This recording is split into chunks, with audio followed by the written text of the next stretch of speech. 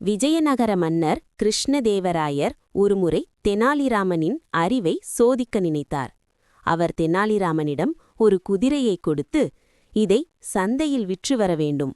ஆனால் ஒரு நிபந்தனை, இந்த குதிரையை வெறும் 5 ரூபாய்க்கு மட்டுமே விற்க வேண்டும். அதே சமயம் நாட்டுக்கு நஷ்டம் ஏற்படாதவாறு பார்த்து கொள்ள வேண்டும் என்றார். சந்தைக்கு சென்ற தெனாலிராமன் ஒரு தந்திரம் செய்தார். அவர் தனது கையில் ஒரு பூனையையும் எடுத்து சென்றார். அங்கே அவர் கூவினார், இந்த குதிரையின் விலை 5 ரூபாய் மட்டுமே. ஆனால் இதை வாங்குபவர்கள் இதனுடன் இருக்கும் இந்த பூனையையும் வாங்க வேண்டும். பூனையின் விலை 5000 ரூபாய். குதிரை மலிவாக கிடைப்பதால் ஒருவர் அதை வாங்க முன்வந்தார். நிபந்தனைப்படி பூனையையும் சேர்த்து வாங்கினார்.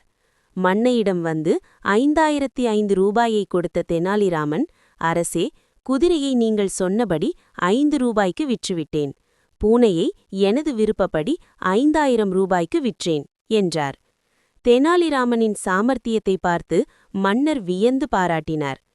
கதையின் நீதி: சிக்கலான சூழ்நிலைகளையும் சமயோசித புத்தியால் நமக்கு சாதகமாக மாற்றிக்கொள்ள முடியும்.